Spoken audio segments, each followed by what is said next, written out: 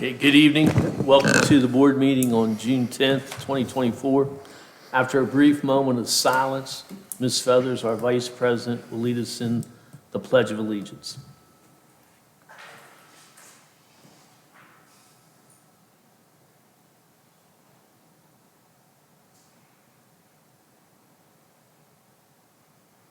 Please stand.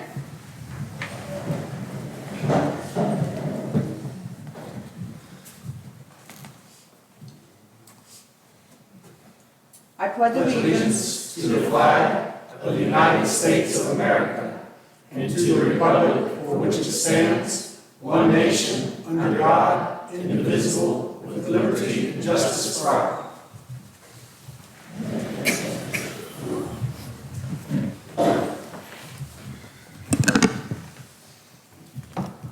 At this time, entertain a motion for the board to approve the agenda. So moved. Second. Moved by Mr. Kisner, second by Mr. Ziegler. It was a tie. Any questions? Hearing none, call for the vote. Voting is open.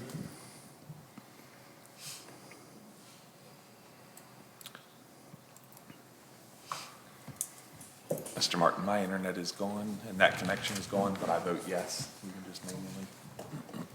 It keeps disappearing. The 7303 or whatever it is.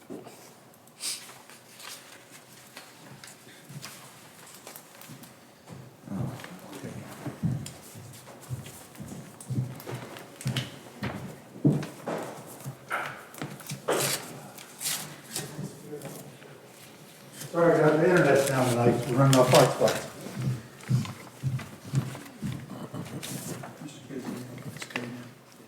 And we may end up doing everything off paper, so. 27, lowercase e, 1, lowercase c, 4, 1. Is that it? Hit next, yeah. No. Okay. Sorry. It's not a big deal.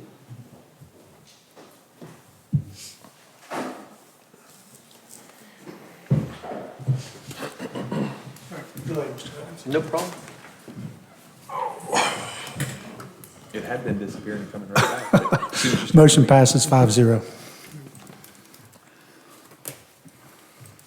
Next on the agenda is recognitions.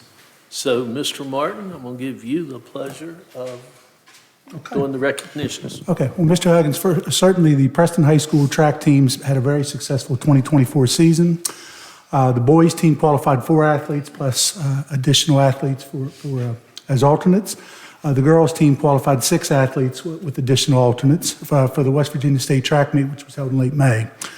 Tonight, we've invited the coaching staff along with qualifying members of the boys team and the girls team.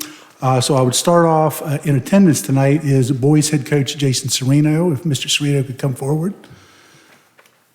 I believe the other 2 coaches are, I don't believe Mrs. Arbogast is here. The girls head coach is Rachel Arbogast, and Scott Davis serves primarily as a throws coach for the team. Boys qualifiers, and some are not in attendance, but the boys qualified for the 4x800 meter relay, and individuals who served on the team were Damian Rumor. I don't know if Damian is here. Yeah, he is. Okay, Damian, come on up. Sorry, Damian, I didn't see you back there. Jackson Saucer. Jackson's not here, okay. Landon Griffith and Chandler Wilhelm, and also Zach Farrell was a part of that team as well. So if all of them can come up and be recognized, then we'll also recognize our girls qualifiers who are in attendance tonight. And it's been a number of years, I think, since the boys qualified a 4x8 team, so it's great that they were able to qualify a squad this year. On the girls' side, we had several girls who were also very successful at this year's meet. First of all, the ladies would come forward. The 4x800 meter relay team, who finished 3rd in the state in all-state status. Ella White, if Ella can come forward. Hallie Simmons. Hannah Wolf. I don't know that Hannah is not here this evening. Delilah Myers. And also Ava Simmons served as a part of that team as well. So those girls, and again, they finished third place overall in the state of West Virginia, earning all-state status. Other girls that are here this evening, of course, Ella White actually had a very successful meet on top of her performance in the 4x800 meter relay. Ella finished in first place and was West Virginia state champion in the 400 meter relay. Ella also finished in second place and the state runner-up in the 800 meter relay.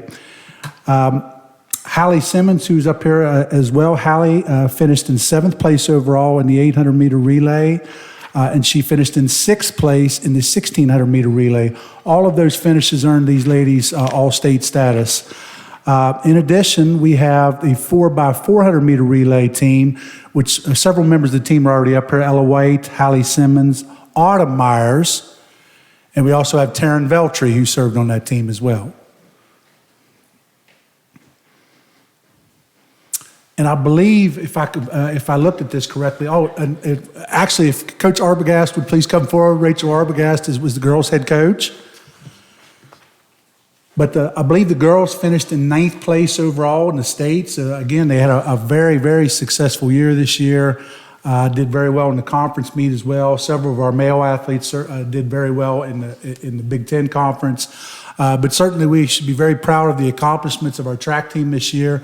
And I would turn it over to Coach Serino or Coach Arbogast if they have anything they'd like to say about the season in general. I thought the season was fantastic from like a coaching standpoint. Like, they make it so easy, honestly. Like, you could ask them to run 10 miles and they'll do it, or you can ask them just to do anything, and they're like all for it, because I mean, it is going to make them better. And that's just them, you know, so like, coaching's easy when you have kids like this. Mr. Serino? No, it's great. Okay. Well, again, I would like all in attendance if we could please give these kids a huge round of applause for an outstanding season this year. Ladies and gentlemen, if you can just wait, the board will I think we'll try to get a photo as well.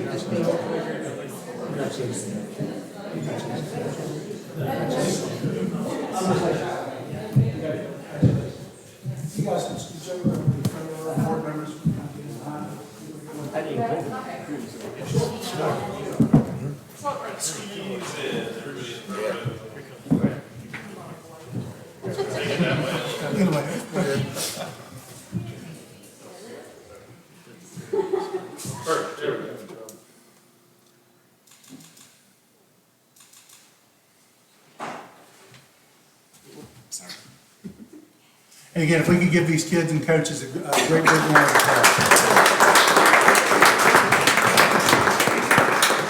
Congratulations on a great season, guys. And those that are, how many were seniors? I Not got too many. one. Just one? Ella was What? a senior, Zach Three, was a Terry. senior, and Taryn. Well, the other thing, besides congratulations this part, good luck next year in your future endeavors. You'll make Saul Preston proud, because you did to begin with. So we thank you. You might have said if they want to be dismissed.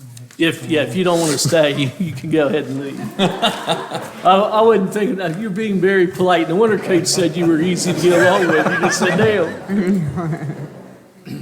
And parents, thanks for coming out with them too, Yes. and supporting them. Couldn't do it without you.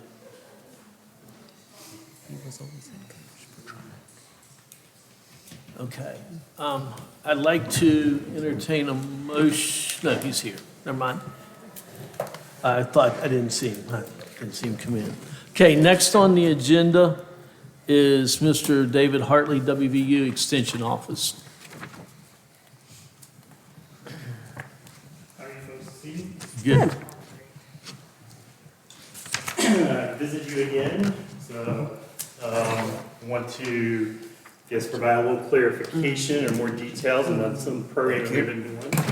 And, Thank you. Thank you, sir. Thank you.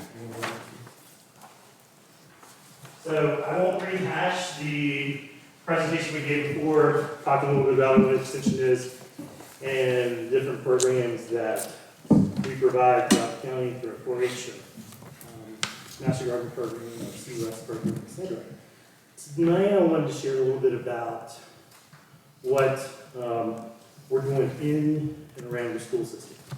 And so when I took a look at the last 2.5 years of our activities around the school system, we kind of put the list together in the office of those different things that we provide directly kind of to the school. And so you can see there's a number of different activities from STEM nights to career days to lights on after school programming, reading out loud programs in the summertime. We're providing outdoor classrooms to 2 different schools.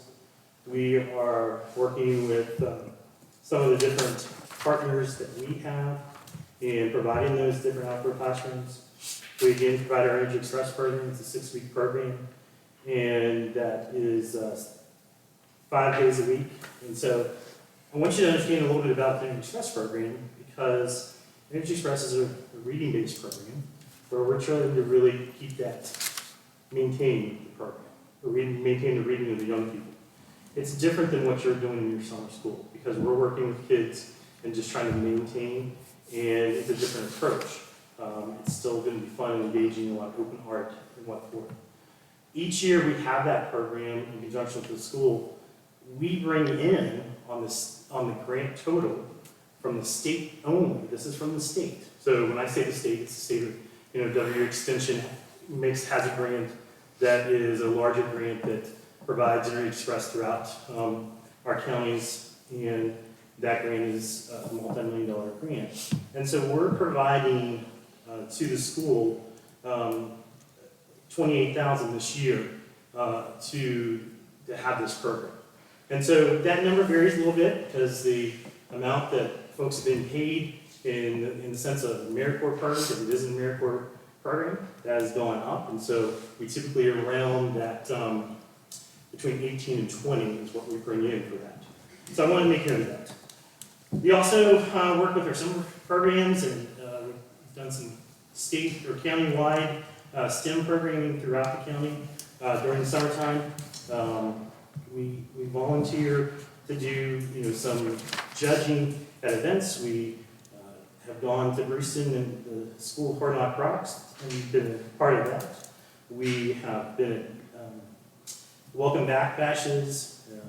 And then we also, as we talked about the last time, we have our new agriculture agent on board now. They're in with us in just about a week and a half on the job. And so, as well as our nutrition education program, we were able to increase what we've done through our nutrition education program. And that, when she goes into a classroom, that's typically a 6-week set, 6 weeks of 1 day a week session. And so that is something that we obviously will grow. And that cost is not, there's no cost to you for that program. That's a grant program. She provides her own funding for the food that she brings in, the kids sample, and the activities. And so that's the grant that's part of extension as well. Now, we also provide a lot of support for youth ag, whether it's judging teams, sports judging, ag Olympics. And in that, we're providing that support just not to 4-Hers, but FFA members. And so many of the 4-H members that go on these judging teams are FFA members as well. So we know that. And then another point I wanted to bring up is the Santa Tree. So you may have heard about it, may not have. It's a COSs do the Santa Tree each year. We've done it for more years than I care to admit, probably more years than the young man sitting up there with you has been here. But it's a program that we have done consistently. And that typically targets between 50 to 65 youth that we're working with the school counselors to provide those gifts and look forth through those families. So that's a direct benefit here. We also have folks that judge social studies fairs, science fairs, and we also conduct STEM and learning stations at the Buckwheat Festival. So while that's not a direct in your school system, that is, a lot of the young people that are there at the Buckwheat Festival are taking use of that. I also want to talk a little bit about the resources we provide. So just not additional to time and space in teaching, there's additional technical resources we provide at different times. We've been called on numerous times to help the 3D printers figure out what's going on with them, how to get them fixed, how to get them running, and what forth, both in Brewston and West Preston. We've been consult on the 21st century grant.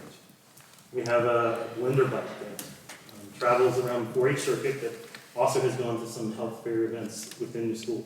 And so it's things that people utilize out of our system. And then, in that youth ag, we developed the bracket program and the technology behind running the beef bowl. And so that came out of our office in Preston. So we're providing resources to you in multiple different ways. I share this with you because I want to make sure you understand kind of the different things that we do. So I'll take a pause and see if there's any questions about some of the outreach activities that I've talked about in this. David, I'm looking at your future outreach activities and the vaping programming. Obviously, it's been an issue for us. I'll get to the future things in the back. So Okay, we'll all right. get there. I'm going to jump ahead then, all right. I was going to ask in terms of how robust that was, but that's, Yeah. we'll get to that. I'll be happy to speak to that, especially. Any other questions? So now I'll be remiss to say, this is not things we're necessarily doing in the 4-H community. When we think about our 4-H volunteers or 4-H leaders or 4-H system within our community, how they help the school, that's not noted in here.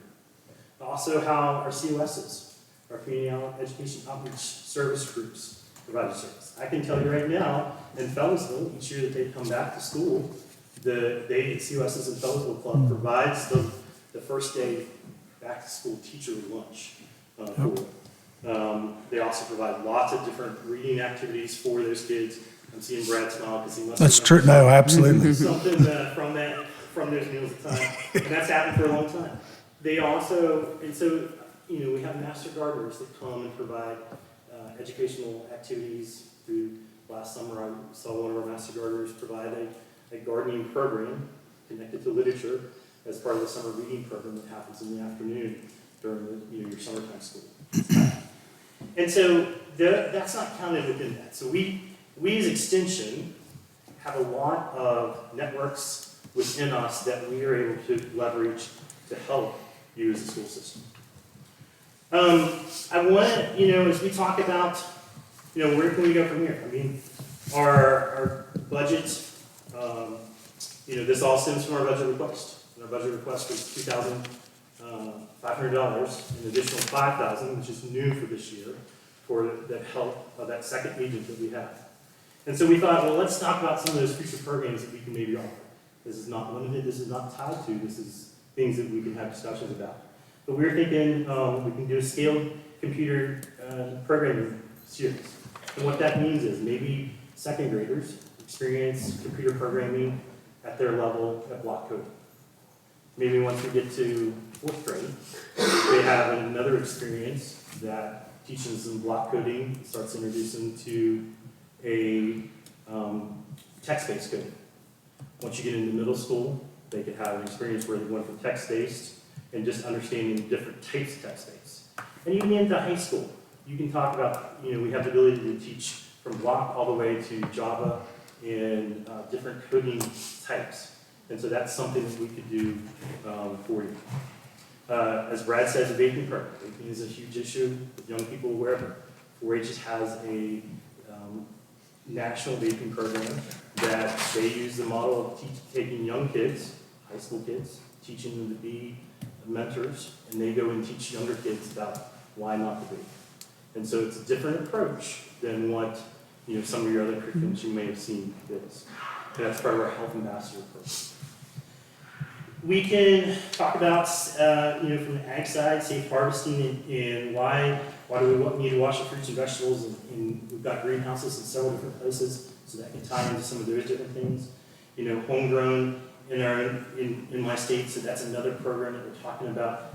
Oh, I skipped one, my apologies. Technology on the farm. And so technology on farm looks a lot different today than it used to. And so we can talk about what does it mean to have technology on farm. Looking at drones that have infrared sensors that can detect the amount of weeds or the certain type of weeds that you might have in your field or the percentage of that. Teaching young people how to program those drones to fly and use that information. We also, the homegrown in my state, that's the program really focused on helping young people realize that they can make a difference in the state. They can have a viable future here, tie into agriculture and some of those niche market agricultures that are there. And then we can obviously have additional nutrition education programs with our adult or youth NOI, really targeting in that second through fifth grade level. And so that's where the target programming really is, to help young people understand what are healthy things to eat, what are the ways to be healthy as an individual. So I share that, and I guess I should take a pause if you have any questions about that. Are these all additional programs since you were able to hire the second agent that now? So not all, no, some of those would be that would be a split up amongst our office staff. Not all of them are designed just for that second agent. So that would be still that collaboration within our office providing education in your school system. And so three of them are more tailored to it. Any other questions?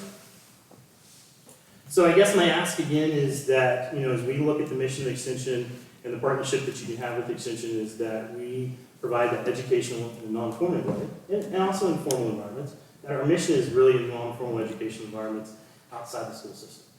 But we have the ability to take the research information, the research knowledge, the curriculum pieces that are developed from across our network of Extension agencies across the country, and utilize some of those that can help you and then target out places that you need to be. So with that, I really would hope that you consider, our funding of $7,500 for this year, and that we continue this partnership that we have. Any questions? David, would it be possible for you and I to get together to develop an MOU that would be agreeable between, I think what we would want to do is probably specify maybe a frequency of activity or a certain expectation of frequency of activity, but also expectations on the school district side as to, what we need to provide as well on the other end. Because, right now we're at the, when we try to go into classrooms and during the day, we're at the, who do we know? They fit into their schedule based off what they need to teach. That would absolutely help us provide more consistent teaching of some of these categories. Okay.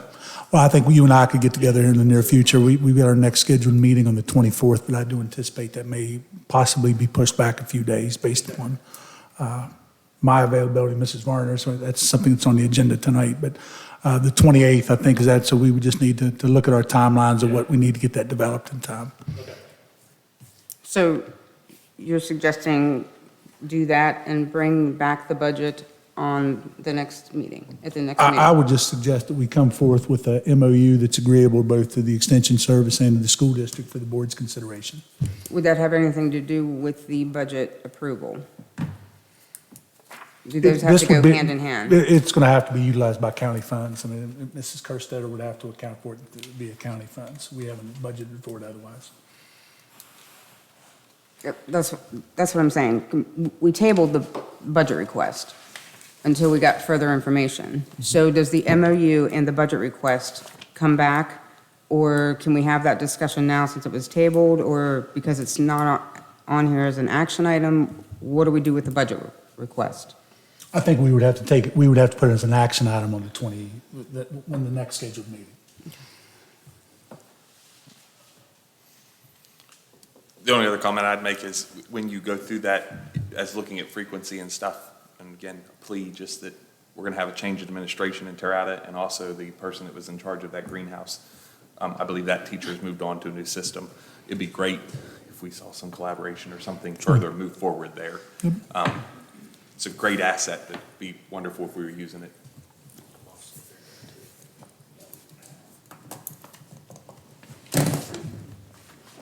So the memo, MOU would be written up regardless because,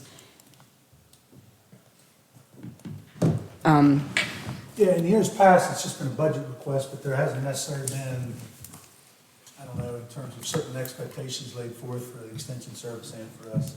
do we need what if the budget request is denied? We still need the MOU, is what I'm saying. So they need to be two voted items, I believe. The budget request needs to be one action item and the MOU another. Because regardless of what happens with the budget, he's still offering these, Yeah, the list you got has been offered on the $2,500 budget for the last 2.5 years. yeah. Right. So it should be two I can action separate them. I items. mean, if you look at money I brought to the table, and, you know, there's a significant chunk that we're bringing to the table. Yeah. I would just request that they came as two different action Sure, items. absolutely, Mrs. Thank you. Sanders. Anything further? Thank you. Thank you for your time, appreciate it. Thank you. Mr. Hartley.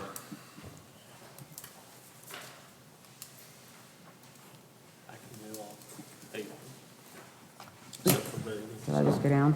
Mrs. Varner, can you give me the code off of that one right there? I keep losing connectivity on this. Mine says connection to server may have been lost. Yeah, Pam just did. Let me try to do, I mean, I'm still Sorry, moving, folks. We're in. I'm still moving around. Let me look and see if I can just turn it off and back on. Which one does Hold on, Mrs. Varner, because I'm afraid if we put too many on that, we're gonna kill our feed. Oh, yours says it too.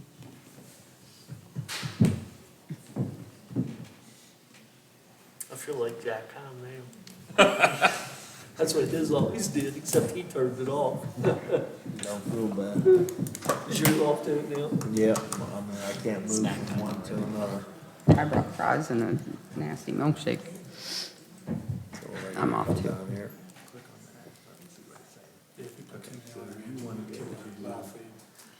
See, I think the 7303 is all the way down, because it's now gone from 0 Can we I just just, turned it off and back on. Oh, okay. It's So not it's ready. moved back up. I have no idea. So why one it's second, losing when that comes back recognition. up. I can go off the paper. It's gonna say Franklin, but we want the 7303, but we're waiting on it to come back up.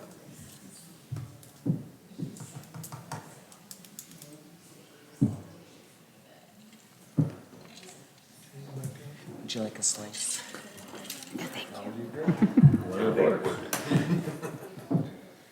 Kind of dried out, but they were on sale.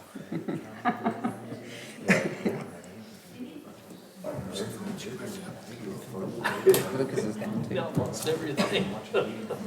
Now you lost everything?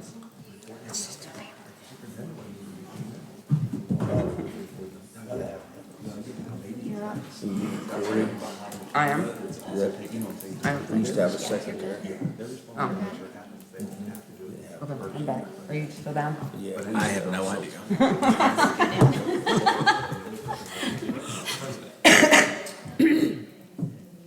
Maybe this looks bad.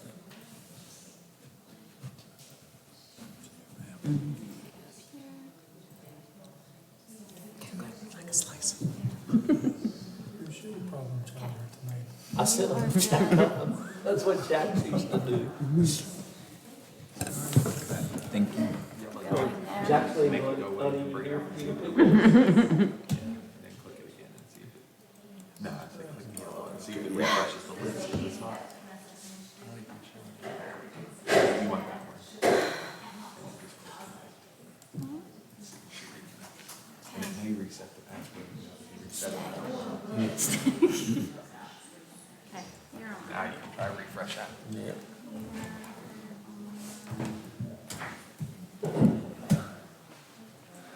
But for a while. Yeah, his just got back up. Yeah. Hopefully, it's still not completely saying it's working. Password.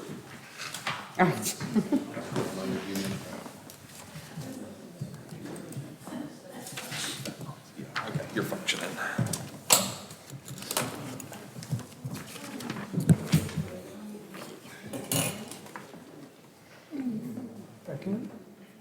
I think. Okay. Did you go off again? Okay, is everybody back now? You have the same as you? Are you back? I don't know. It says at the top, connection made. That never went away. Yeah, it may be connected, but just still Yeah. keeps that message.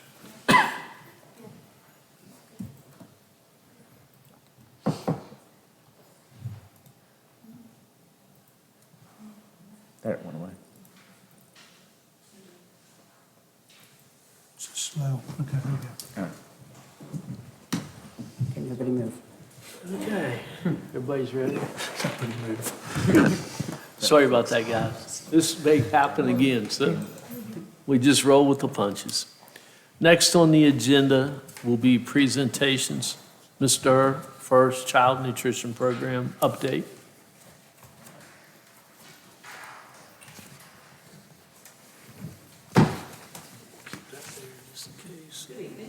Good evening. I want to just tell you about our school year feeding. We served almost 700,000 meals. Just shy, so 299,623 breakfast, 399,306 lunch. Average participation breakfast was about 44.5%. Lunch, 58.16%. Now, and then you also have to remember, too, on some days, on Fridays, there's no pre-K in the building, so that skews the percentage a little bit. The days we have brain freeze days where we only feed a handful of kids, so I would really think that our percent is higher than that. Moving into summer, we start Monday at Preston High School, serving breakfast and lunch. We will be available Monday, Tuesday, then the 19th and 20th we're closed, and then back again on Friday. So that's to serve basically Energy Express. Then the following week, we continue at Brewston, Terrata, and West Preston. We will be offering lunch only at Aurora on Tuesdays to accommodate their summer reading program. We are going to be following what's called the Summer Food Service Program, the SFSP. It's a federally funded program, very similar to our National School Lunch Program, School Breakfast Program, but this one is a summer program, has a little bit different requirements as far as the meal pattern and things like that. We are operating what is called an open site, which means any child 18 and under can come and get a free breakfast or a free lunch. The caveat is it has to be consumed on site. It's not a pick up and go. We're running ads this week in the local newspaper, putting the dates and times and things like that. At Aurora, like I said, we would be helping feed the summer reading program that meets on Tuesdays. At Brewston, there's summer school and summer reading. At the same as Terrata and West, but at the high school, we will be offering food to accommodate Energy Express, extended school year, summer school, summer reading, a culinary and a wellness camp, as well as band camp and whoever else that shows up that wants to eat a free meal.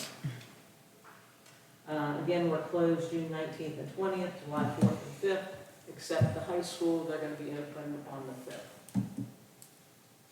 Any questions?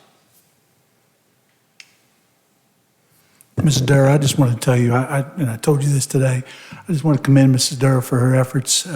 She's been a tremendous employee, has done a great job with her department, and certainly with her retirement will be greatly missed. So thank you for all that you've done, Beth.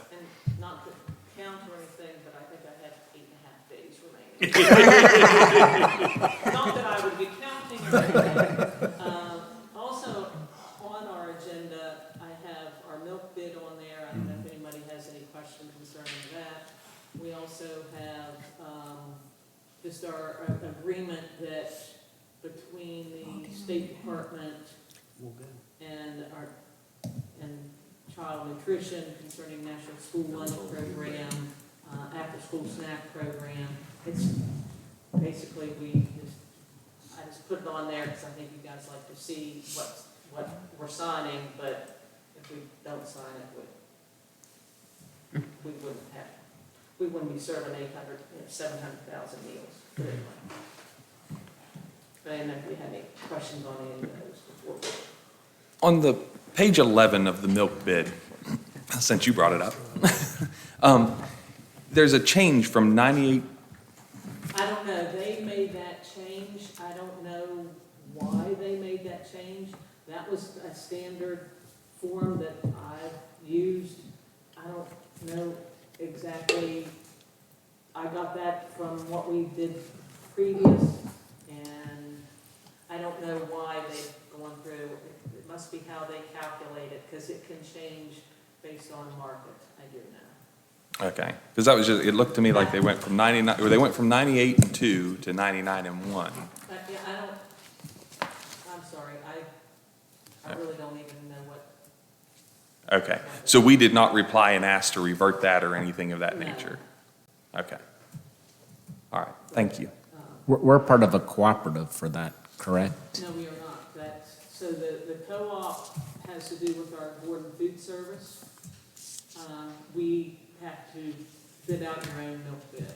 Okay. So we had it out for bid. It was a closed bid, did the legal ad, all that different thing. We had one other return, and it was a no bid.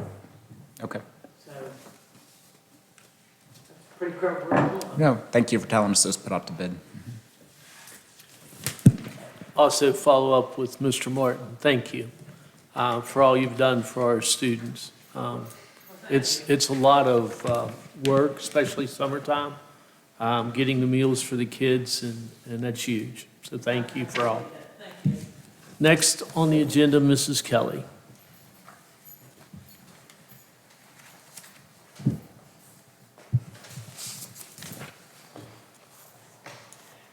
Okay, so first, the internet today has set me back. So you're going to get the annual report for ASE tomorrow. I'll send it to you by digital copy. And for that and the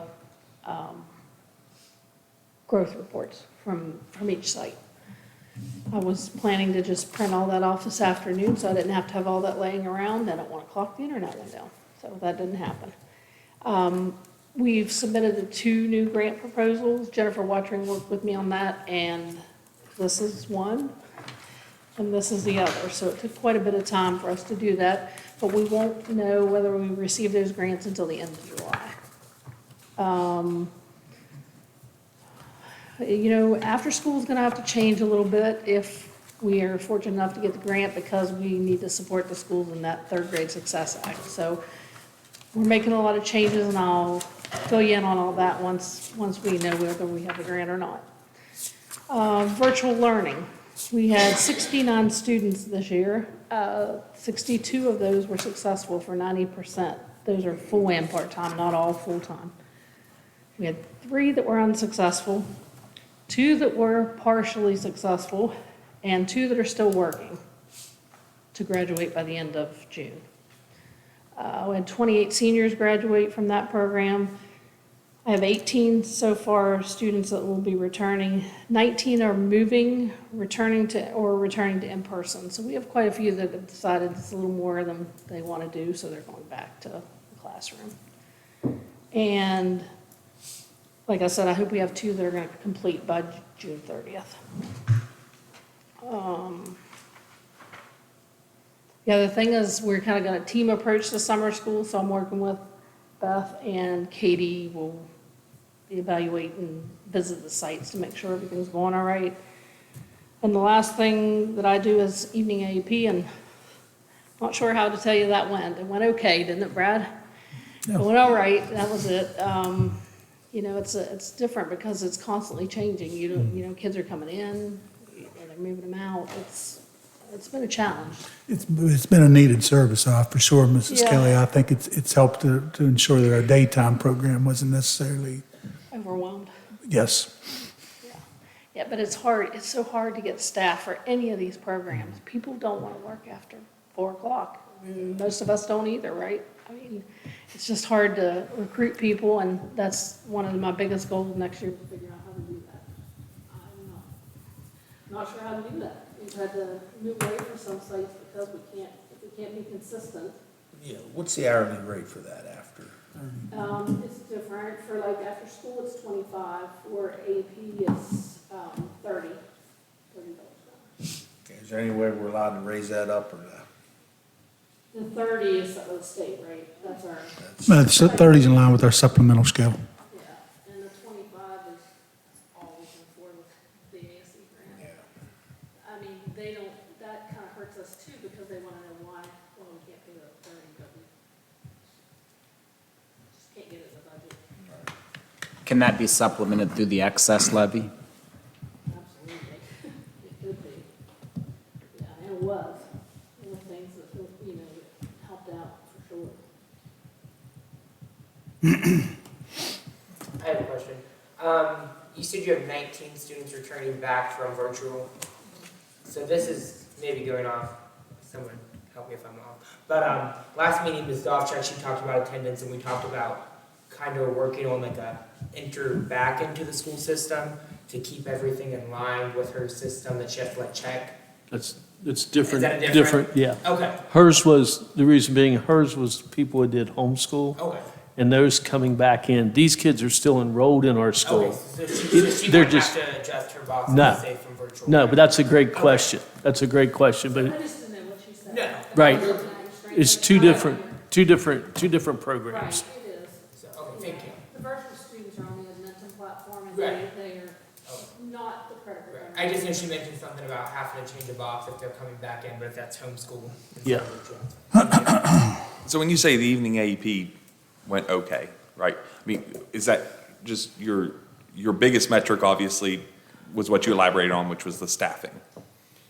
Well, we just started, you know, we just started working with that, October, November run? And, you know, there's tweaks like, we don't want to start day one, because we don't want to start paying people if we don't have kids. Right. So, I mean, it's things like that that we've got to learn how, and we have some kids that are challenged, we have some staff that can be challenged, you know, we have all kinds of things, like we had constant movement, we lost some people during the year, so going out and trying to find someone to replace them is difficult. Yeah. You know, and we gotta keep that program going, once it's going, we've gotta find somebody to do it. Yeah.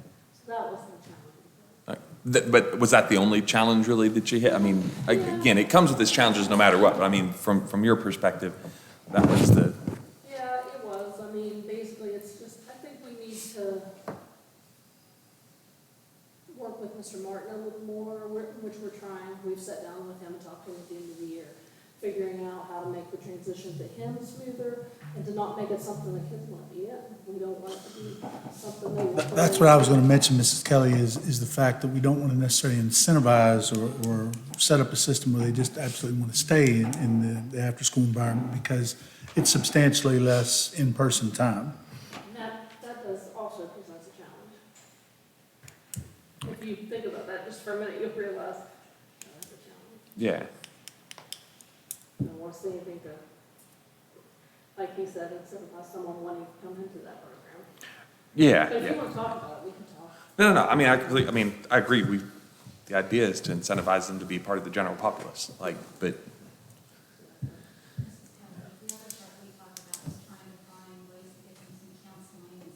Yeah, that's the other thing. Counseling and prevention, we need to make that a part of the program, because we can't just put them in there and think that they're going to change and it's going to be better. So we need to find a way to include counseling through the evening, so that maybe they can attend that here if they're not able to get there, and some prevention programs for them to attend to. yeah. I mean, to me, those would be great things that should be going on during their regular 8 hours of school day on their time, when we don't have to find more staff to host that here, and just put that in our agreement with the student We're kind as part of those making that part of diversions. AP as well, as like, a criteria for that. If you're gonna come to evening AP or any of your diversion, then you need to attend this and this. Yeah, well, no, but I agree with that, but I'm just saying, like, they've got their normal 9 to 5 in the middle, or, Middle of the day. during the day that mom and dad, I mean, like, as part of doing that we can put that in the requirements of the diversion plan to begin with. I don't have any problem with being here, but you've only got, like you just said, you've got 4 hours in front of a teacher time as far as the priority of getting them the education. So I think those requirements are great. I just think, like, if we can find a way to offer those where we don't have to worry about them having here on campus, but also being required to go through that. But maybe we're meeting issues there with them not meeting, fulfilling those because it's not here, so. We were building that plan as we were flying it, so Yeah. there's a lot of things that we want to change. Yeah. Differences we want to make. The one part with it's kind of like a living document. You want to find mistakes, you're going to change things and tweak it, and that's where you're at. Yeah. I don't anticipate that that'll even change by the end of this year. There's still going to be things we want to change probably. Anything else? Thank you. Thanks. Last but not least, Ms. Miller. I guess they did that alphabetically. I just figured that out. So I had to make you smile before you get up here, so. Good evening. All right, in special education, this past school year, we had 802 students who qualified as students with disabilities, and that's, we used the December child count to find for that number. For summer this time of year, we're getting ready for what we call extended school year, and that our extended school year, you qualified for that. For students that need to maintain skills is what the purpose of extended school year is for, and they qualify for it under recoupment if a student needs time because like they've been out of school and they lose a skill and have to constantly go back and reteach it. They can qualify for extended school year or if they have an emerging skill. So this year, the month of July, we will have services available. We'll bus everybody in that wants to participate. Parents have a right to say if they want their students to participate or not. Into Preston High, we do speech services out in the home schools. So we have a speech therapist going to home schools and providing services in the home schools. And we also have some students this year that we're providing services actually as soon as board's meetings approved today. We have some teachers that are going to start providing services now through probably August for students that have very special needs that needed specialized programming. So we've got that in mind. I'm currently applying for 2 extra grants that have come available for special education. One is a $10,000 communication grant that we use to buy augmentative devices. It can be as easy as buying an iPad with apps as to buying a device. Sometimes the devices we bought cost as much as $10,000. So we might only be able, if we get the grant, we may only be able to buy one. If we can use it for iPads and apps and things like that, we'll be able to serve more students. But that grant was already due, June 7th, so I've already applied for that. The next grant that we're going to look at applying for is called Guidepost to Graduation, and we have had this grant for the last 2 years. This year, we can apply for $50,000. I'm going to apply for the full amount. In the past, we've used it to pay for our job coach at Preston High. So I just hope we get it. That grant takes a lot of time. There's lots of meetings that are mandatory. There's lots of meetings that I have to travel to attend. And I know there have been several counties that are not going to apply for it because of the time it takes. So maybe we'll get more money out of it. So, all right. So that's special education where we're at with it. Preschool. Our numbers for preschool for this coming school year, currently, Aurora has 13. Now remember, we can have 20 per class. At Brewston, we have 3 classes and we have 48 students. Bellows,ville, we have 1 class, we have 8 students. Kingwood Elementary, we have 4 classes, we have 56 students. South, we have 14, we have 1 class, we have 14 students enrolled right now. Terrata, our class is almost full. We have 1 class and we have 19 students enrolled. And West, we have 3 classes and we have 50 students enrolled. Now, we continue to take applications between now and the beginning of the school, well, all through the year. There's no end to preschool applications. So we continue to do that, and these numbers definitely will increase, but they're just some of, last year at this time, we had several classes that were full, and we currently don't, we only have Tirada. And I actually think we probably have some applications that'll make Tirada close to being full or full. So, any questions? Mrs. Miller, one thing I know that we've had multiple email exchanges in terms of efforts to try to get the memorandum of understanding completed as soon as possible for the board's review. I know last year we brought that forth a little later in the summer, so I know that Jana has made multiple inquiries about the status of that, so we're hopeful that'll come in soon. I do an email to them every week. Yep. But I get coming soon every week. So, We'll continue to push for it. So the second grant that you had talked about, that you had said that we're going to apply for the full 50 for the job coach. Have we been receiving the full 50 each year? no, we have not, because it depends on, I guess, how many times apply for the grant. Last year, we got 30,000. Okay, So, okay, so that's your hope is to go up. Yeah. And then, I think you said that the largest preschool class can be 20, is that Yes. correct? And most of these make sense, but Kingwood, we've got 4 that we're currently scheduled, but we've only got 56 students. but we have a large number of high-need students there. Yes. Okay, that are all in the Kingwood area, or that we're bringing Yeah, from they're around all the in county? Kingwood area. And you can only have 8 students with an IEP, including speech only, in a preschool classroom. Okay. So, yeah. So is the percentage of students with special needs in the Kingwood area is higher than the rest of the county? Yeah, if you remember last year, you asked that same question. Okay. The number was really high last year. Okay. Some of those kids are going into kindergarten, but there's still a large number. Because they can start at 3 or 4, and if they have Yeah, special because they can needs, that start they at carry on 3. for 2 years. So, Yeah, okay. Yeah, I don't know why. That's just what it is. And it may, in the next year or two, that could change. We could get more, I don't know. Yeah. So, Okay, thank you. Our pre-K registration numbers, how do they stand now in comparison to, say, last year at this time, or the year before that, or the year before that? Are we on track for a higher enrollment, lower enrollment, the same? the enrollment looks lower, but the schools that, usually Brewston, like they have 48, that would give you 12 more slots. Usually Brewston and West will get more. When we're looking at schools that usually get more. So, but overall enrollment's a little lower than usual. So if that doesn't change, if we have low enrollment, that eventually will cause less finances to come in to the school system. Is there any way through pediatrician offices or DHHR, how can we shake the branches to see if there's any kids hiding out there? That's actually done a lot with preschool, because our collaborative partner is Head Start. They actually take the lead on that, and they have all of that information out in doctors' offices. They actually are out in parents' homes. We have had meetings with all the agencies that provide services to preschoolers.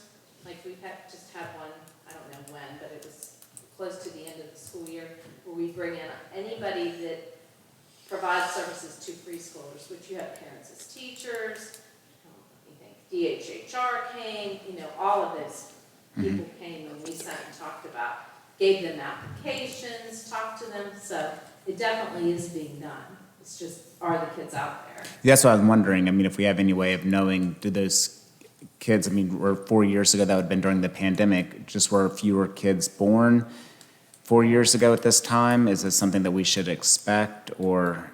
Now that, I don't know the statistics on that right now, but that's what it appears to be. Or are people moving out of this area, but we have definitely worked with all those agencies to get the numbers higher in preschool. The only thing I've noticed, normally you start to see the political signs with the pre-K registration, and I haven't seen those popped up yet this year. And they may be up, and I just haven't noticed them. I always see them driving through towns and whatnot. Are they up? I've not seen any either. Are the signs? I'm gonna look. I think they are. I think they were up earlier with all the political signs, so I don't know if they got taken down with some of that. Some did. Yeah, I'll do an email to Head Start, because they're the ones care of putting all those signs up and say, can you put them up again? Thank So- you. All right, thank you. Thanks, Ms. Miller.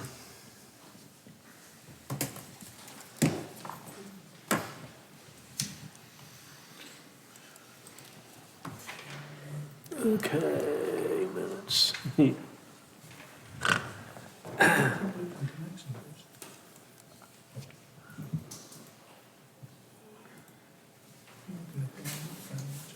What's that? Yeah, it's.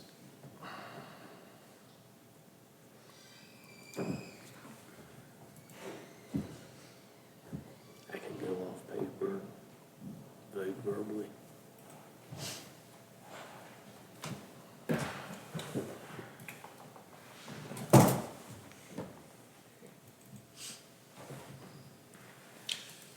Which one was that, 7337? Tips is gone too. It's gone again. It's, Mr. Seagrave figures it's you and I. I'm off too. I'm gonna log in on my phone.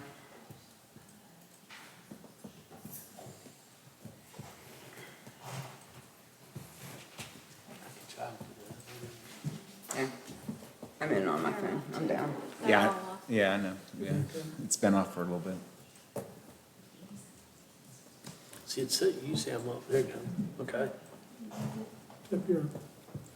Who's down? I'll just do it off my phone. It's no big deal. Zig's down. This is off. Can we log in on that phone? and do it? Yeah, you can, you have a hotspot. You have a hotspot, I can put you on your hotspot. My battery lost. I'm lost Well, that's for a again. little bit. We're Yeah, I getting think all this of is this completed. losing We've got too endeavor. many wireless in there too. Pen and paper. I'm trying not to overwhelm the one, because that's what we're streaming off of. It's 68%, so We if have it's all done that. wrong, okay, Bird Dogs. We're just suggesting that we just do it old Pen school. and paper. Printed them all off. I will not, I got full service, I wanna go in. Did you get on the internet? I can't get on internet. I'm on fire. Because the server can't be fit, okay, use cellular data. Is it the 7337 one? The Franklin 7337 one? I'm here. Is it the 7337 or the 7303? It's what? Which Franklin one is it? Oh, Yeah. Tatham should be 7303, 7303. sorry.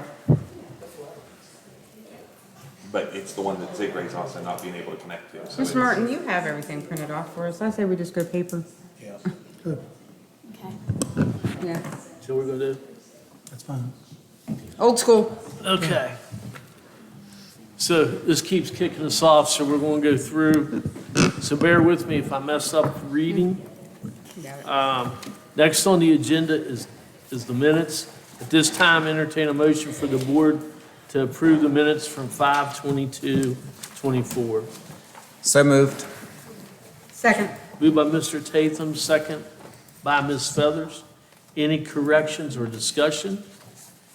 Hearing none, these will be voice votes. Start with Mr. Tatham. Yes. Yes. Yes. Yes. Yes. Let me see if I can mark you on this. Motion passes 5-0. Okay, next on the agenda, entertain a motion for the board to approve the minutes from the 5/28/24, which is the continuation of the 5/22/24 meeting. So moved. Second. Moved by Mr. Kisner, second by Ms. Feathers. Any corrections or discussion? Hearing none, call for the vote. Mr. Tatham? Yes. Yes. Abstain. Yes. Yes. Hold on, I have to mark Mr. 401. Zigray. Motion passes 4-0 with one abstention, Mr. Zigray. Okay, next on the agenda is the superintendent's report. Now I got one more, Mr. Third. Oh, I'm sorry. Regular meeting on the 28th now. Okay. Page at the bottom. H. Okay, entertain a motion for the board to approve the minutes from the 5/28/24 regular meeting. So moved. Second. Moved by Mr. Tatham, second by Ms. Feathers. Are there any corrections or discussion? Hearing none, call for the vote. Yes. Yes. Abstain. Abstain. Yes. 3-0 with 2 abstentions, Mr. Kisner and Mr. Zigwag.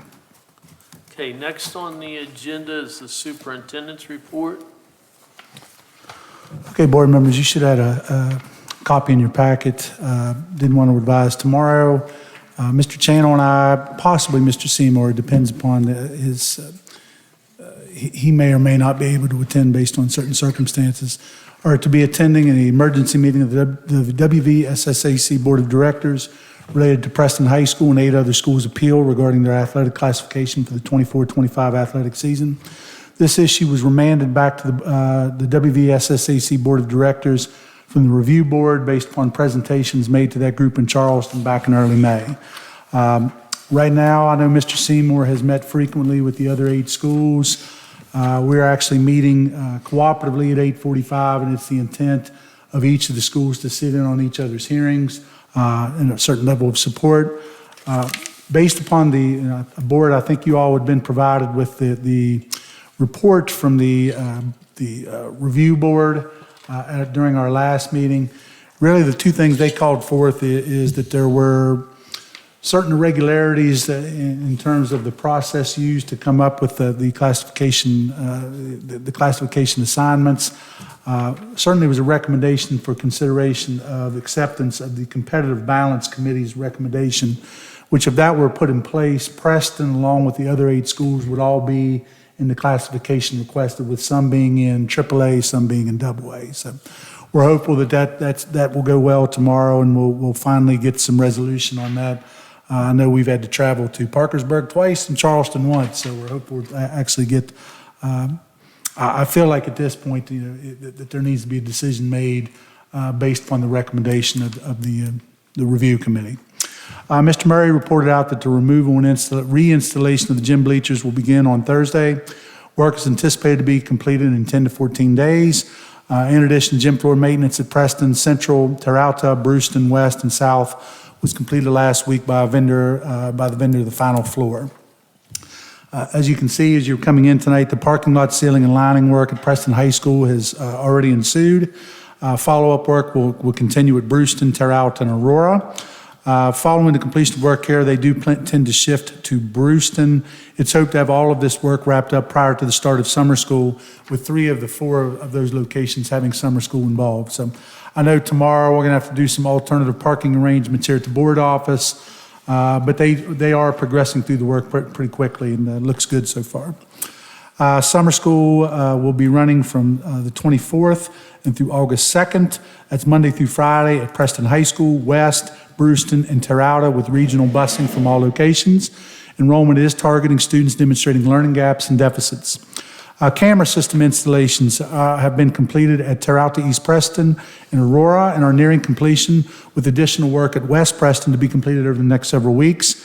In addition, installation of code required, and if board members, if you can recall, West Virginia code requires audio devices to be installed in certain self-contained special education restroom facilities. That will be completed in line with the start of the academic year. We, of course, received a waiver that brought us through this August. Mr. Sines actually was pulling some of those Mr. Sines and Mr. Barker were over at West today, I know, pulling some cable for some of those locations to try to offset some of the cost. We will contract some of that work out, though, to Advantage Tech as well. Energy Express, as Mr. Hartley alluded to, will begin on the 16th and run through the 26th. It's a 6-week program focusing on nutrition and reading skills.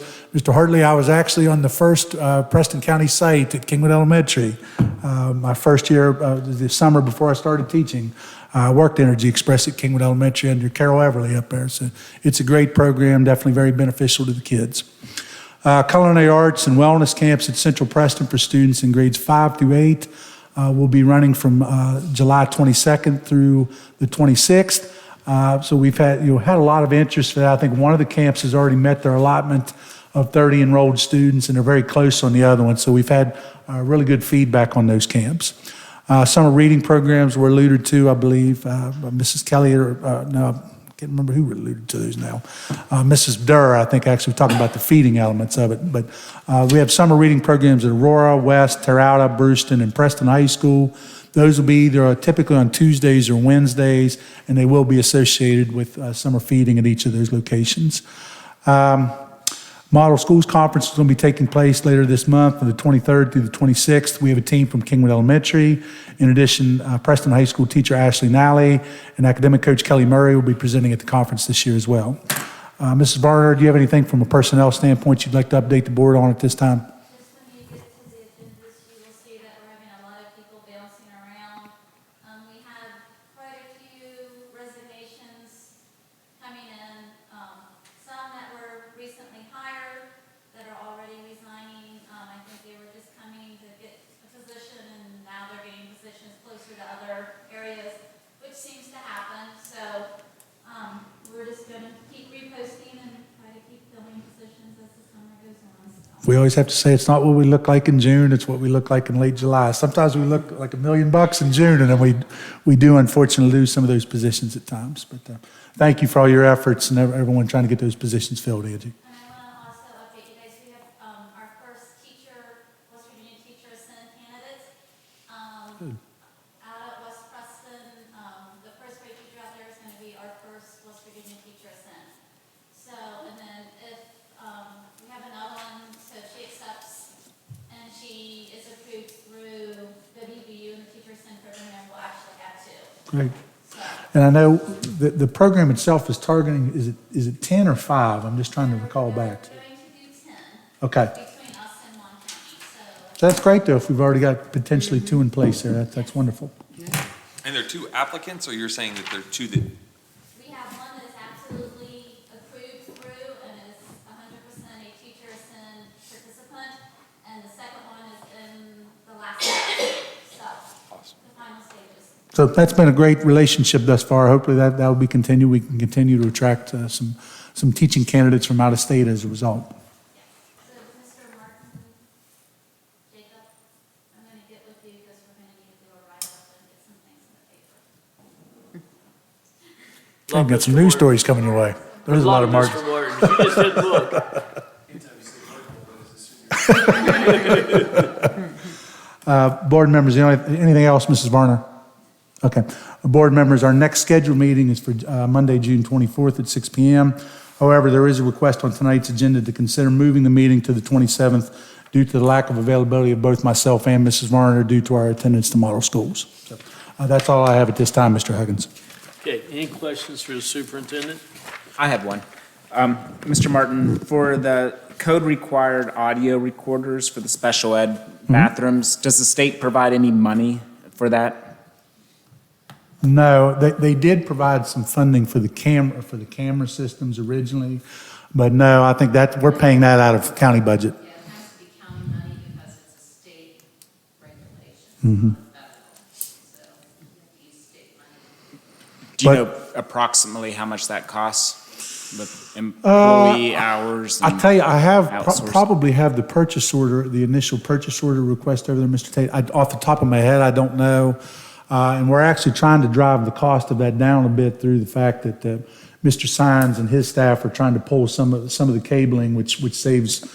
Anyway, every drop that you pull there is going to save you $300 to $400. Yeah. I was just curious. Yeah. I mean, it's a code requirement, but no funding. If you hang around a second afterwards, I can probably pull. I think I may have the purchase order over there to Advantage Tech, and we can get an anticipated cost on that. Okay. Any Mr. other Martin, questions? can you get a feeler from, or numbers from our principals on algebra eligible students from each of our middle schools? Yes. Right, like the process. That's part of, and I haven't received the checkout materials on all of our administrators, but that is part of their checkout process. Okay, all right. Yeah, if they're available, if we could have those at the next Sure. meeting, just to see where the county's looking at as a whole. Okay. And to piggyback on that, can you also let us know if it's a certified math teacher that will be teaching the algebra? Okay.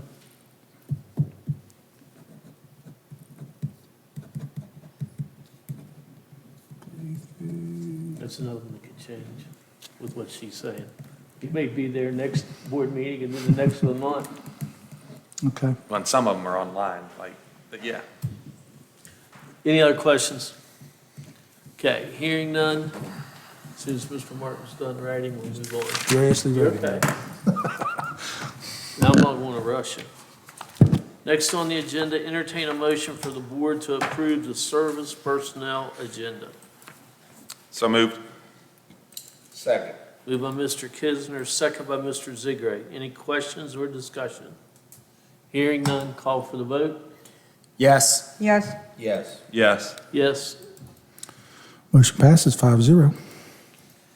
Next on the agenda, entertain a motion for the board to approve the professional agenda. So moved. Second. Moved by Mr. Kisner, second by Mr. Zigray. Any questions or discussion? Hearing none, call for the vote. Yes. Yes. Yes. Yes. Yes. Motion passes 5-0. Okay, next on the agenda is discussion on the possibility of running an excess levy on the November 2024 general election ballot. Okay. This is not an action item. Okay, so Mr. Huggins, obviously, the board ran a levy proposal on the May 14th primary election. The board may opt to run another levy proposal on the November general election, or they could potentially also opt to not run a levy. The board only can run levies or bonds during designated either general or primary elections as per West Virginia Code. If the board does not run a levy on the November 24th ballot, the next opportunity to run a levy, unless there is some type of legislative change, would not occur until the spring of 2026, with funding in that cycle, if passed, would begin in July of 2026. Tonight, we have Mrs. Vanessa Hayes and multiple members of the levy committee in attendance.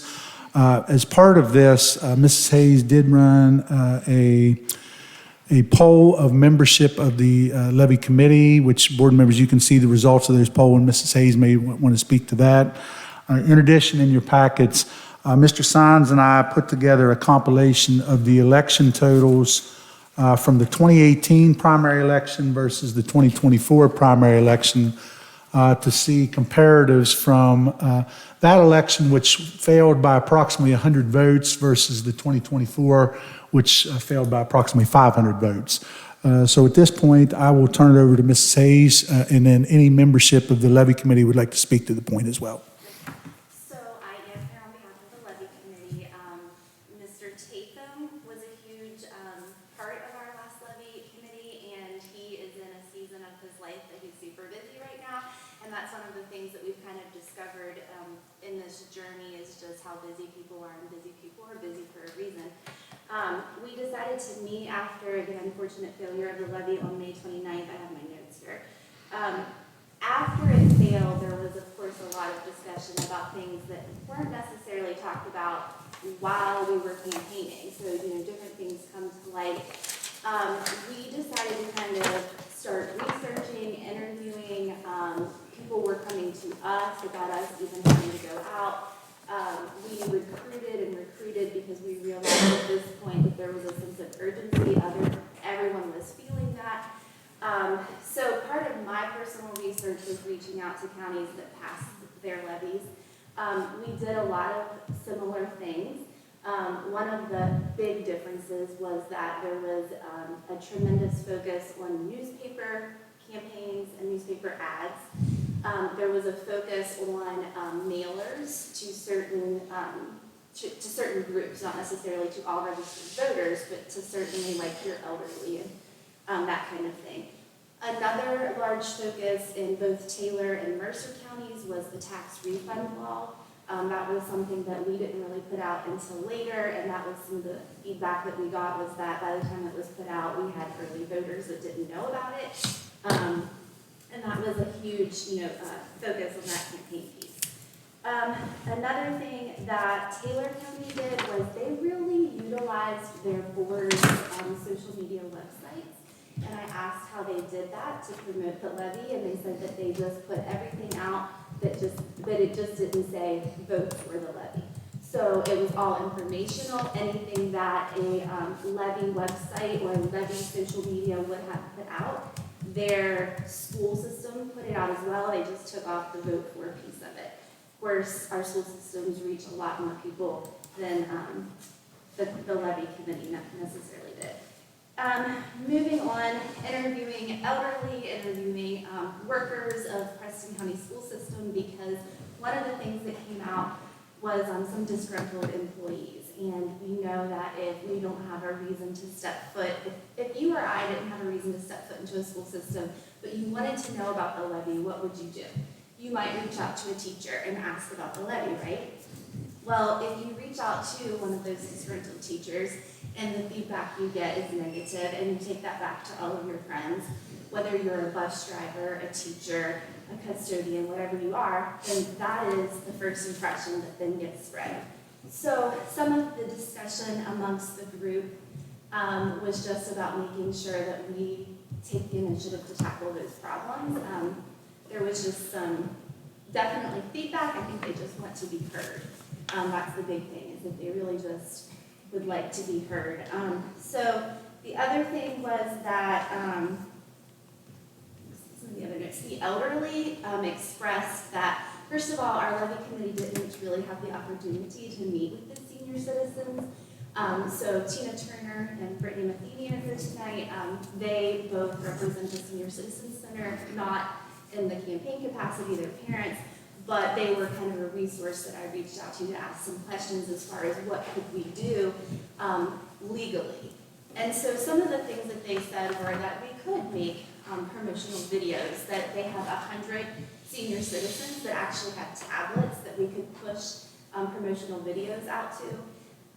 We also talked about the fact that we could set up informational tables at some of their gatherings with raffles that would, get them get them coming to us first for the raffle, but then also for that piece, for the levy, to get the information out to them that way.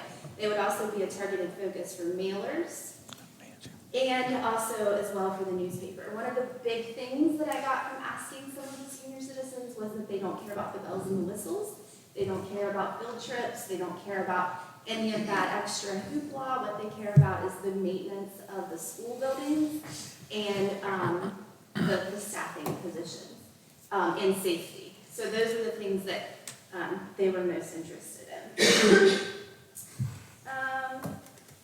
Going further down, billboards was something that someone brought up.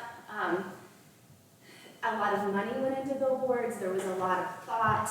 It was very intentional and strategic. But some of the conversation that we had, and also from people that have that we've elicited information from, was that basically they don't care about people having thumbs up. They don't care. They couldn't see some of the people that were on those billboards. What they would rather see is maybe what the levy did, what it provided, what it didn't provide, that kind of thing. Not necessarily just the people. Going back to the comparisons, the numbers were down in Brewston. They were down and, well, they were elevated from the past with Rollsburg and the Fellows Volunteer Fire Department area, but they still failed in those areas. So one of the conversations, and I think one of my personal goals is, as I said before, Mr. Chatham and Mr. Martin and some other folks, there were about 7 consistent levy committee members that exhausted themselves, and they were really kind of the face of the levy. They were in every community, and while they have expertise, I am a believer in building capacity.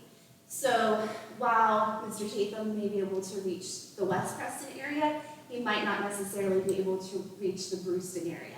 So immediately, my thoughts have gone to that we have to have subcommittees in every single community. Number one, that prevents fatigue. Number two, that really gives us the opportunity to be the face of the community and to connect with the people that they want to hear from. I know in particular that I've kind of sat down and thought about the movers and shakers in each of those areas, and I've already started reaching out We have definitely had a commitment of those folks that have said, you know, the thought is that yes, we meet collectively and we have a strategic plan and we know that what we're going, the information that we're going to disseminate, and everything is exactly the same as far as we're having an event, we're going to have it in every community. But I don't have to go to the South Preston area and host that. Mr. Tatham doesn't have to go to Aurora and host that. We're going to be in our own communities, and really, like I said, building capacity and building members. So that would be a strategy as far as something that we've done, that would be done differently.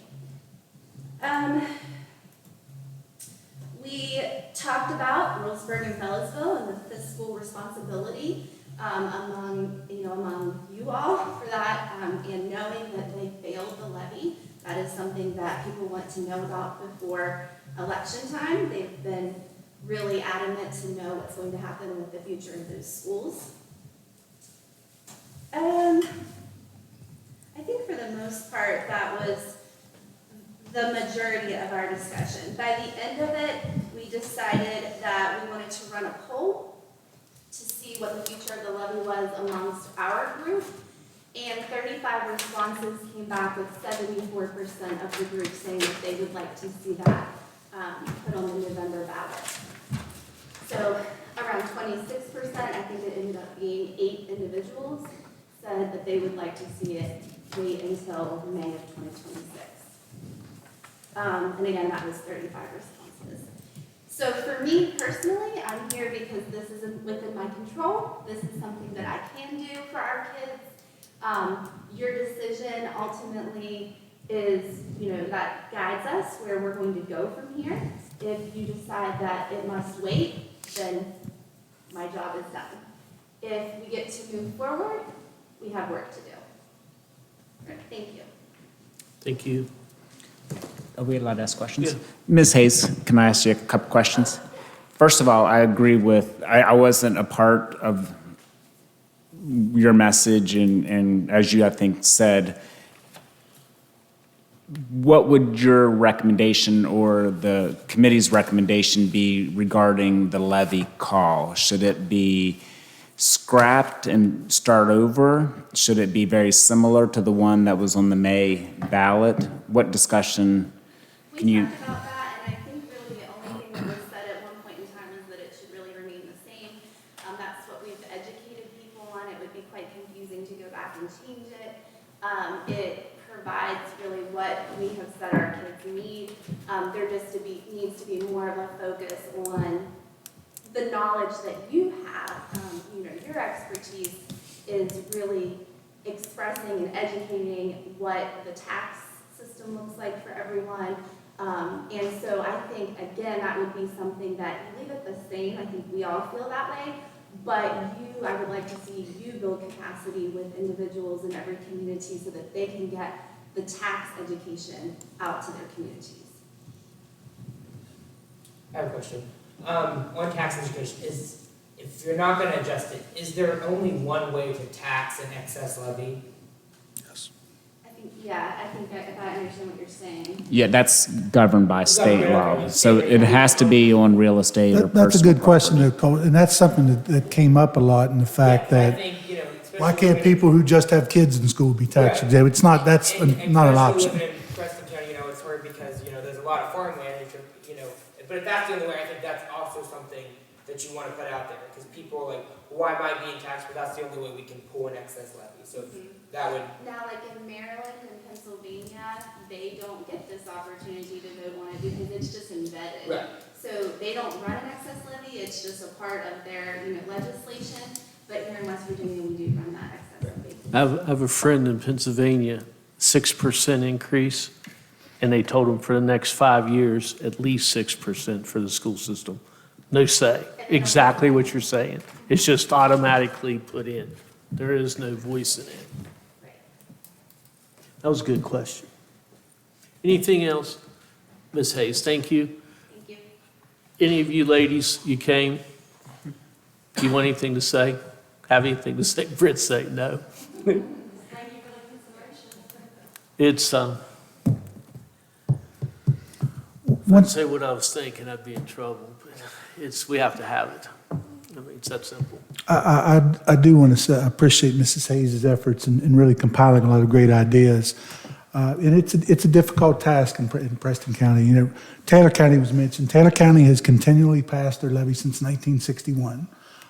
So that's the point where we have to get to, where we've built, embedded within the public that this is, you know, what's needed year to year.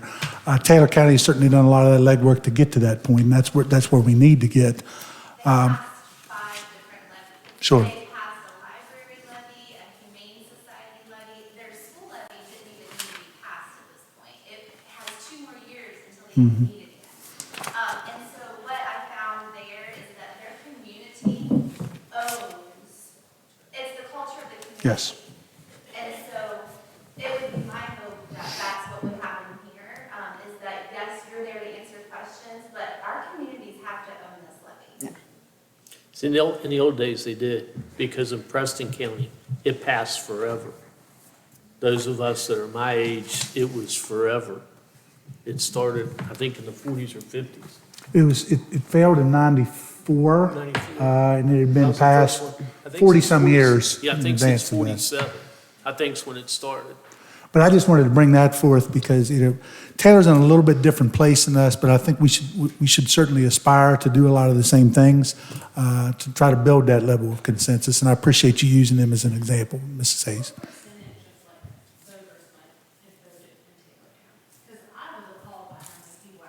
Yeah, that's ridiculous. Appalled by how little? Yeah. Yes. How many, like, what percentage, I'm not sure. I don't know what the percentage of voters were, but I know that, like, Mercer County passed their levy by 80-something%. You know, it's huge. Yeah, the primaries typically have a smaller number turnout. So this is a, discussion item. That's it. Well, it's listed as an action, discussion, information item. Yeah, it's listed as an action with no But there's recommend- also no recommendation that's being made at this time. But a motion could be made by a board member in one direction or another if desired. I wanted to leave that as an option, but the one thing that I feel, and I don't know that we've got a ton of time to ascertain this, but obviously one thing that was mentioned by Mrs. Hayes' proposal is the issue of Roseburg and Fellows,ville in terms of the status of those 2 buildings. The potential closures of those buildings is probably something that I'm speculating here, obviously, but I feel as if, you know, that action could potentially, you would see a shift in voting patterns. I mean, I think that would be a substantial, if a recommendation of that nature were made, I think that could substantially move voting patterns, but again, you don't know how much. Obviously, there was a pretty wide margin in the primary totals. That's something that has to be determined, though, is some of the actions that could be taken between now and the election. Do we feel that there is enough potential movement in the voting patterns based upon some of these potential actions to be ultimately successful? And I think that's what ultimately needs to be ascertained. To answer your question, Taylor County had a 39.91% voter turnout. Preston County had a 39.83%. So it's less than 1%, I mean, much less than 1%. But those are 2 of the highest county turnouts. Doddridge is the only one to beat us in the north central region of West Virginia. But yeah. I mean, my personal assessment on the primary election was the folks that voted probably how they normally would, no matter what type of levy we ran, right? The percentages, and that's just my gut level with it. Where I feel the May primary, where the levy committee and as a community where we didn't succeed was because we didn't have enthusiasm among employees, among parents, for additional people to turn out with it. I think probably a lot of us would agree with that. I mean, I feel like from an informational standpoint, people had the information. Could we do the tax rebate, more information on that? For sure. But it all comes down to, is there enthusiasm amongst our families, amongst parents, amongst school personnel? And I think that's going to be the thing that has to be improved upon. We definitely need more people active in the levy committee. I mean, we knew that for the past 8-10 months, but at the same time, we did a Facebook Live in every single school, And there were very few people that were willing to host it. So we had a lot of the same people hosting it each time because no one was willing, or they were busy, etc. So if the board chooses to run the levy again in a general election, it's going to be very similar, but at the same time, very difficult, because we're still going to have to pull out additional people. We can't just depend on an informational campaign, because we inform voters. Some people are going to support it, some people won't, regardless of what the information is. We're still going to have 1,000 to 2,000 additional voters that are registered to vote but normally don't vote. In essence, if we have 39% turnout, there's still 61% of people that could vote but historically don't. Of that 61%, it would not be impossible to reach 1,200 of them, because there's probably 1,200 families in Preston County that are affiliated with the school system that would vote. But that requires work. It doesn't just happen on its own. And it may not, a billboard, as you said, isn't going to do that, right? It doesn't probably require money, but it requires work. And we have to decide, and I think as a board we need to decide, does our school personnel, and specifically the superintendent, have the capacity to be involved in what level of involvement do we want the superintendent to be involved in? If the community is going to own it and the community is going to do the work, that's wonderful, because it takes a lot of his time. I mean, I saw it with my own eyes, and he needs to focus on other tasks. So I'm on the fence, and here's why. I think we should run it again, just because that's just me. Keep going. We also have the momentum going. We've already put out all that information. If we wait 2 more years, you got to start from scratch. You got to start over. So utilize what we've already done and just capitalize on that. However, I also think it needs a personal campaign. We need to be still and listen, and not shove it down people's throats as well. And not that that's the approach we took. As far as the seniors, they do have a valid point. They are on fixed incomes. I spoke to Mr. Kisner about, what about offering some kind of free tax service that we could, those that don't typically have to file taxes, but by filing the exemption, that would also cut them a break on their other taxes. Am I not? Okay, so if they go through that process with us, what we're able to save them by filing exemption will make up what they're actually going to take on as far as the levy. So that's what I mean by we need to listen to our community and try to work with them. I feel the same way with the staff. We can't do it without our staff.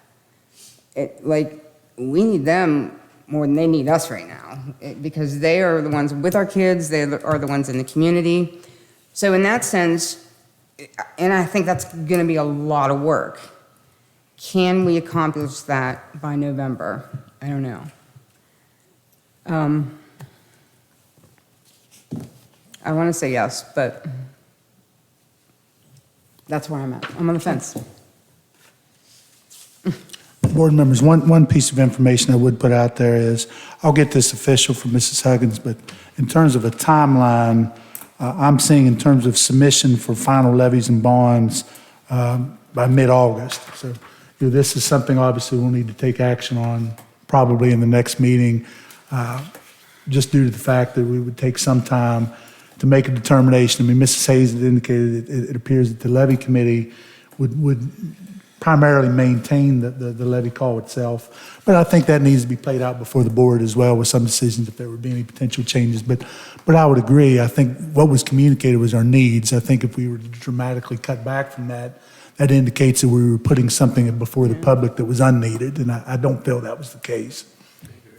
And Ms. Miller, I believe you and Mr. Hovatter should probably come to the next meeting and voice your opinion, because you're the ones that are going to have to, your opinion matters. Sure.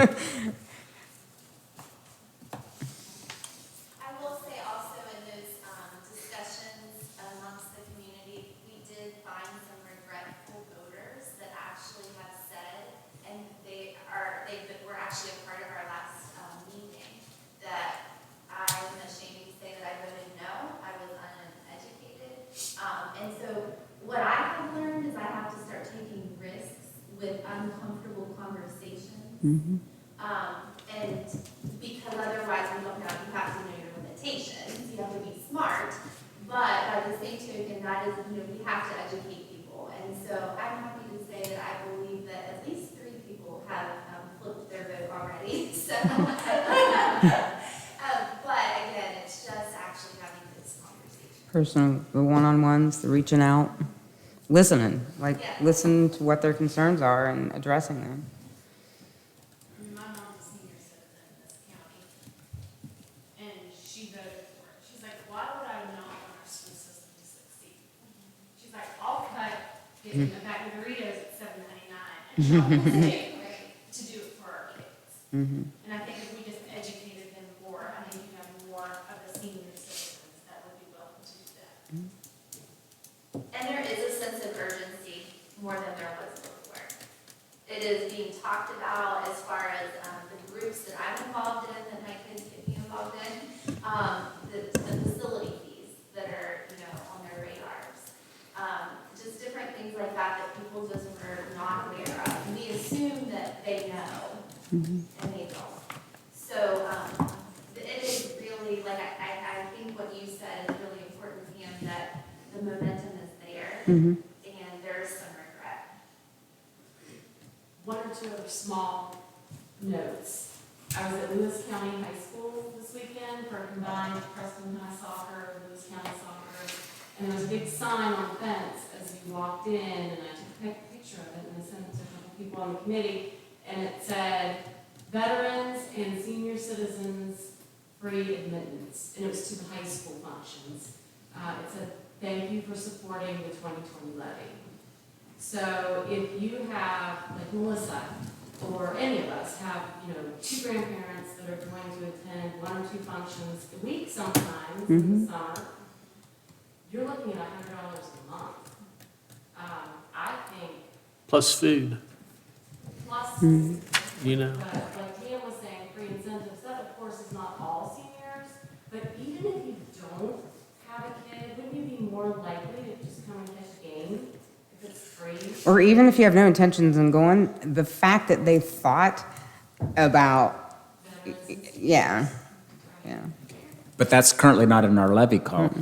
So, Well, It would require some level of adjustment, yeah. yeah, but what I'm getting at is it's a wonderful idea and it could be changed going forward. There's still time. If the levy's going to be run again, we need to have this. I mean, the committee started meeting August of last year, the levy committee, about what should be in the levy call. That was public knowledge that we were having those meetings. I understand you weren't at Lewis County back in August to see that photo, but now you have been, and if the levy call was revised, I think that should be added into it because it's something that provides a service to the community and it's doable, right? And then the levy committee will have to make sure that if the levy's passed, then the levy committee has to keep fundraising to pay for that sign and make sure that the sign gets up because the school personnel can't do that and they can't pay for it. But my point being is I think the levy call should be looked at for suggestions such as this. And Mr. Tatham, I mean, we have precedence that the 2018 call, if I recall, I'll look back, I believe was inclusive of student admission fees and I believe senior citizen admission fees. So, I mean, that's something Mrs. Kerstetter could investigate to at least get obviously you have to have a budgeted total of what you would anticipate there. There'd have to be a process of tracking and reimbursement to the schools because, for example, the high school, if they're admitting, a large number of senior or veteran admittance to the game, there has to be a mechanism for them to recoup those monies so that they can incur, because of course the programs are incurring certain costs as well. But certainly it would be very doable to look at a proposal like that, Tina. And I think that, again, has been something that's been proposed in the past, and I think has had mixed reviews. I think in some instances, I think that could be a very popular measure. We did some polling at that time, and there was some pushback on that as well. But, again, we're talking 6 years later, so sometimes mentalities change as well. The other thing with that, like Harrison County did with theirs, that let students in, and they did, in Mon County, I think, does the same thing. They took off their tickets and gave an estimate. So the school did not absorb that loss. Right. And they can be close. I mean, it's not going to be exact. If you're off 1 or 2 tickets, it's not going to break you up. But if you're off 200 tickets, it's going to. For inclusive of student admittance, though, I mean, that's probably a larger budgetary shift. I think what Tina's proposed, you could look in terms of trimming up portions of it to maybe where you could potentially find that funds, because I still think it's important. I think a big point that was tried to be made was the fact that the levy proposal was a proposed reduction comparative to the current scenarios. I think it's important to look at that budgetary number, though, to try to continue that. But again, to work in a proposal of that nature, I think it could certainly be done. You just need to look at, obviously, you have to take from somewhere to give elsewhere, but I think that's a great idea. One other thing with that too is the one question that I was asked, how can your taxes go down by running the levy? And we need to make sure we do that better, because a lot of people did not understand that. The ones that asked, we were able to tell, but they didn't ask ahead of time. So they saw that as almost like misinformation. That makes no sense to somebody, and so that's something else we'd have to be careful of. Okay, so Mr. Martin, we'll continue this discussion next time with possibly an action item. Yes. That'll be your call, sir. Okay. I think that's kind of what we're saying. Okay, moving on.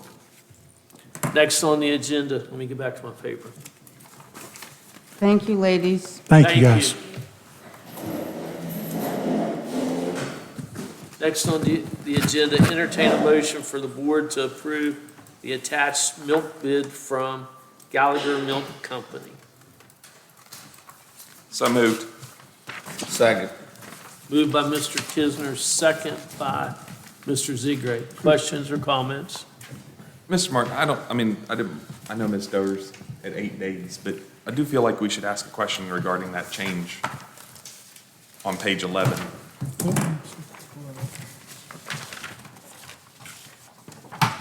Ms. Durr, you mean? Did I say it wrong? You said Ms. Feathers, didn't you? No, you I said said Ms. Doer. I'm sorry. I don't know. Ms. Durr. Durr. Okay. Page 11 of 19, Mr. Stallman. Yeah, but you'll notice they're changing from 98 to 99 on the Skillmore portion. So I don't know, again, and she said she doesn't understand or she didn't know, so I don't know that it was her. I didn't want to, knowing she has 8 days left. I don't know if that's for her or for you or for the replacement, but I think we should ask and get some clarification of why that is and why they want to change it. Like, my concern is that we are getting a lesser product and that they're hiding that without change. They're trying to keep the price competitive, but giving us a lesser product. I don't know that. I'm not in milk expertise. Okay. I know the last time we did summer food, the food we got compared to Morgantown and other places was not comparable. Even though we were getting, fruit and whatever. So, you may have a point there. I'm not requesting, I personally do not feel like I need to hold it up. I hold up the vote tonight as far as things go, but I do think that we should ask and leave it at your discretion as to whether or not you sign it or your staff signs this until we get that clarification. But my concern is, again, that we're going from a 2% down to a 1%, which to me is not our value is going down, but I don't know. I'm proposing that is perhaps, but I don't like that change without us. I think Mrs. Durr and I, and we could also reach out to the State Department for some clarification as well. But the concern is the line item changed from the 98-pound skim milk and 1 pound butterfat They cut the changes. percentage of butterfat in half. Right. So, and again, I think that her point was this was the only bid we got back. Right. So I understand that we may feel like we have, but sometimes just asking is enough for somebody to realize in a contract that at least somebody's paying Sure. attention. Yep, we can absolutely follow up on that. Any other questions? Hearing none, call for the vote. Yes. Yes. Yes. Yes. Yes. 5-0, motion passes. Okay, next on the agenda, entertain a motion for the board to approve the MOU between Preston County Schools and West Virginia Department of Education, Office of Child Nutrition. So moved. Second. Moved by Mr. Kisner, second by Mr. Tatham. Any questions or discussion? Mr. Martin, this revision appeared to be pretty well similar to past ones. Is there any major changes that you felt? Based upon my review, yes, it was similar to previous submissions. Thank you. Any other? Okay, call for the vote. Yes. Yes. Yes. Yes. Yes. Motion passes 5-0.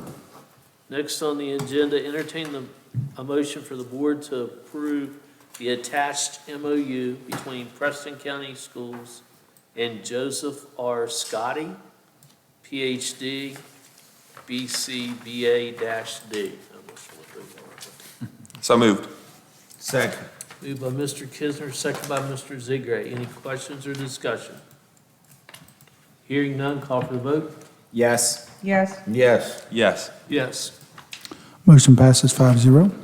Next on the agenda, entertain a motion for the board to approve the attached MOU between Preston County Schools and the WVU School of Nursing. So moved. Second. Moved by Mr. Kisner, second by Mr.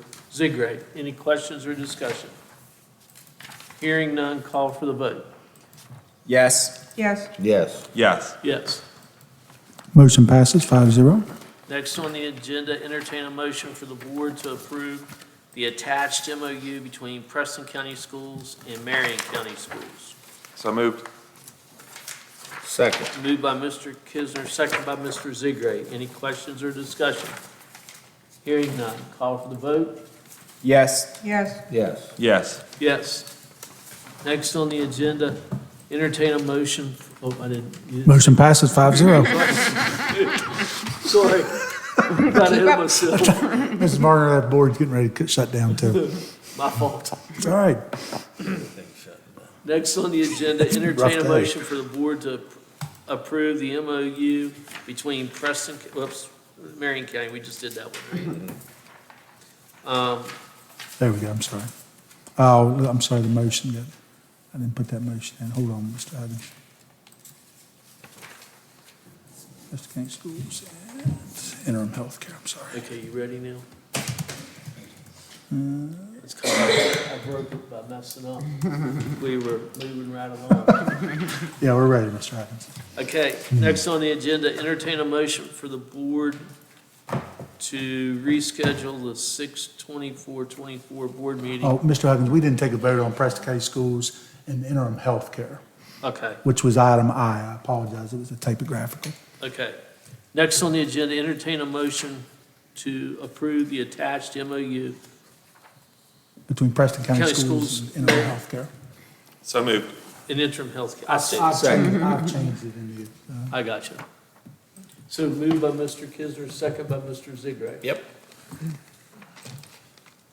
Any questions or discussion? Hearing none, call for the vote. Yes. Yes. Yes. Yes. Yes.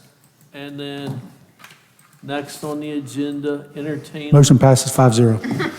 a motion for the board to reschedule the meeting from 6/24 to 6/27. So moved. Second. Moved by Mr. Kisner, second by Mr. Zigray. Any questions or discussions? That'll be 6 o'clock, correct? It can be, I'm open to whatever the board needs to do there. I could also accommodate Friday if that's desired. Is Thursday okay with everybody? Is 6 o'clock okay? Do you want to earlier? Everybody else? I like 6 o'clock.